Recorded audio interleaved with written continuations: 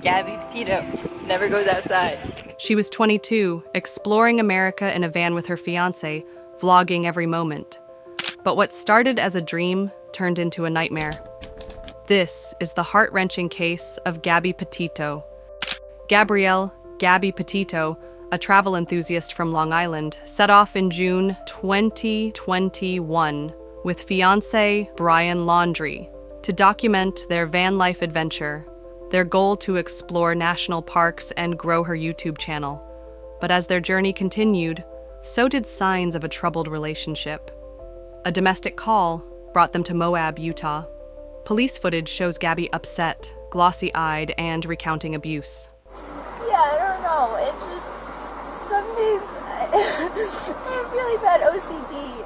But despite visible injuries and emotional distress, no arrests were made.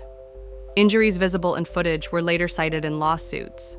Critics later asked, did the police miss their chance to intervene?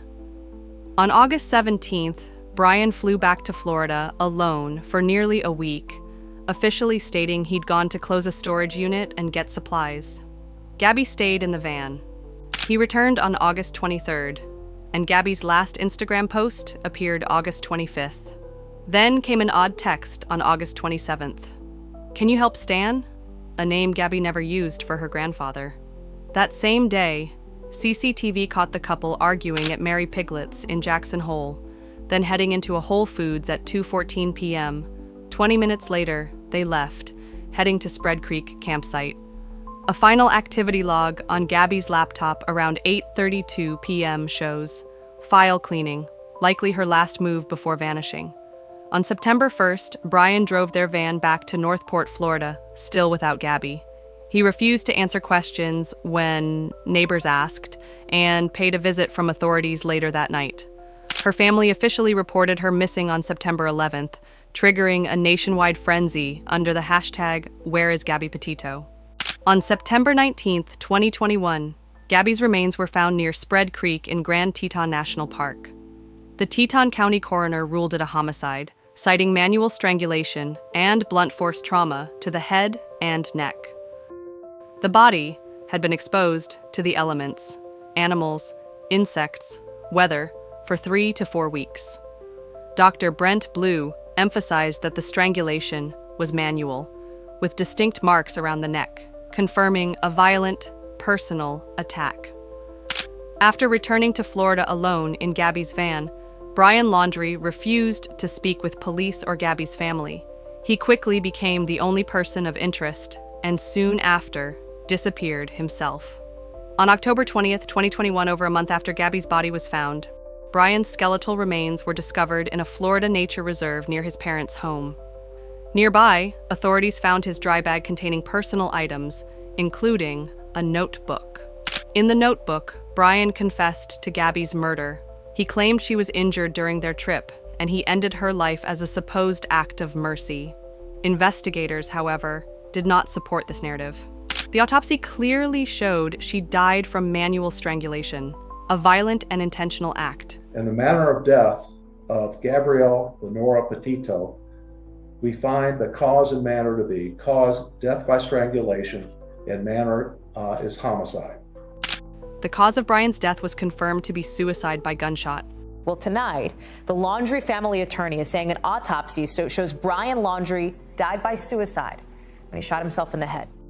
His remains had been partially submerged and scavenged by animals. His death ended any chance for a trial, but not for accountability. Gabby's parents believe Brian's family knew more than they shared. Lawsuits followed, alleging emotional distress and interference. While Brian died without facing the justice system, the Petito family continues to fight for the truth and for victims of domestic violence. From the moment Nicole called to report that Gabby was missing, the worst fears of any parent played out before our eyes.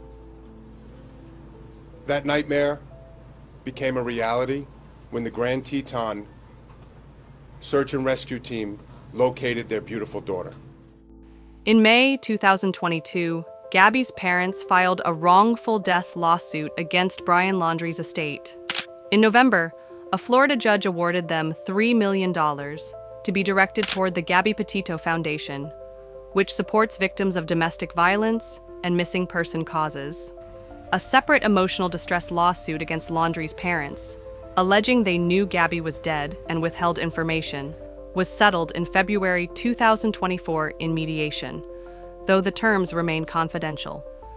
The original $50 million lawsuit against Moab police, accusing them of negligence during the August traffic stop, was dismissed in November 2024 due to sovereign immunity, but not before sparking widespread debate on domestic violence protocols. Gabby's tragic story also reignited discussions about missing white woman syndrome, as critics pointed out how much attention her case received compared to missing women of color. The murder of Gabby Petito has sparked a conversation over racial disparities in the coverage of missing persons cases. Research suggests that young white victims gain more traction in the media, but that could be changing as families of missing people of color speak out about the lack of coverage for their loved ones. Now, through the foundation and advocacy, her parents are pushing for legislative changes like establishing a teal alert system for adults and fairer media practices. Gabby's death sparked national conversation, from raising awareness about domestic violence to critiquing systemic biases in law enforcement and news coverage. Her legacy lives on through the newly established Gabby Petito Foundation, providing missing person resources and violence prevention. This was Gabby Petito's story, beautiful, hopeful, and tragically cut short. Let us remember her, continue the conversation, and demand justice for her and others like her. Subscribe for more in-depth true crime documentaries